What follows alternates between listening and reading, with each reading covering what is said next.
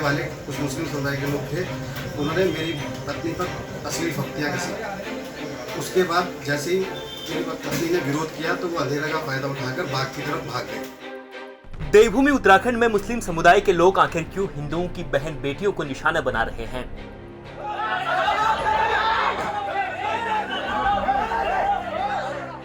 अभी महज 2 दिन पहले ही 2 मुस्लिम युवकों ने राजधानी देहरादून के विकास नगर में ही एक नाबालिग लड़की को अपना निशाना बनाया था। उसके बाद एक बार फिर से कल यानी मंगलवार शाम 2 मुस्लिम युवकों ने खुलेआम एक हिंदू महिला के साथ छेड़खानी की है, जिसके बाद ये भीड़ बवाल मचा रही है।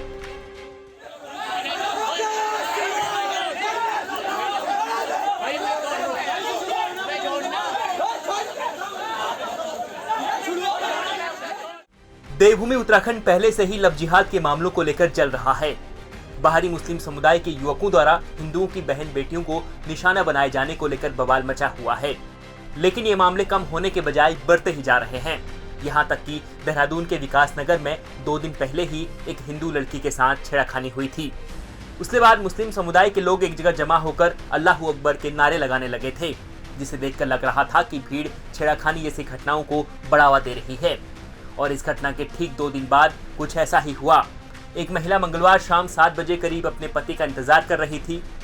उसके पति अपने स्कूटर पर पेट्रोल भरवाने गए हुए थे और इतने कम समय में ही 2 मुस्लिम युवक वहां आए और महिला के साथ छेड़खानी करने लगे। इसके बाद महिला ने जब इस घटना का विरोध किया तो वह मुस्लिम युवक आम के बाग की ओर भाग गए।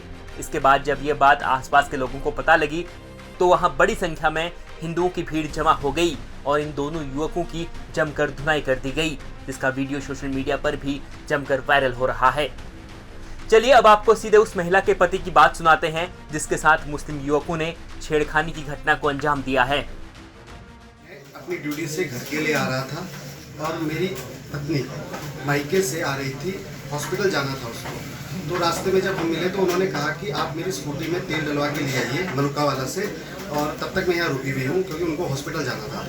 तो जैसे ही वो रुकी हुई थी, लगभग 7-7:30 बजे का समय था, बाग में काम करने वाले कुछ मुस्लिम समुदाय के लोग थे, उन्होंने मेरी पत्नी पर अश्लील फप्तियाँ कसी। उसके बाद जैसे ही मेरी पत्नी ने विरोध किया तो वो अंधेरे का फायदा उठाकर बाग की तरफ भाग गए।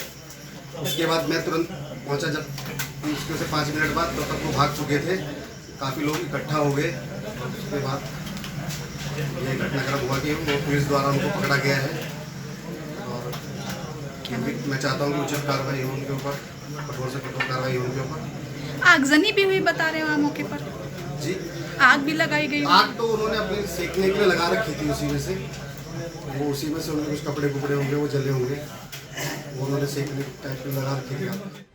देहरादून में जब महिला के साथ छेड़खानी के बाद आरोपियों की पिटाई हुई तो ये मामला पुलिस के पास पहुंचा, जिसके बाद पुलिस ने इस पर मुकदमा दर्ज कर लिया है और दोनों बदमाशों को गिरफ्तार भी कर लिया है। ब्रिज के पास में कुछ युवकों द्वारा एक महिला के साथ छेड़खानी किए जाने के संबंध में एक तहरीर हमें प्राप्त हुई है थाना विकास नगर में। इस संबंध में हमारे द्वारा अभियोग पंजीकृत किया जा रहा है सुसंगत धाराओं में और अग्रिम कार्रवाई की जा रही है। सर, मौके पे भी पुलिस पहुंची है, क्या है पूरा प्रकरण?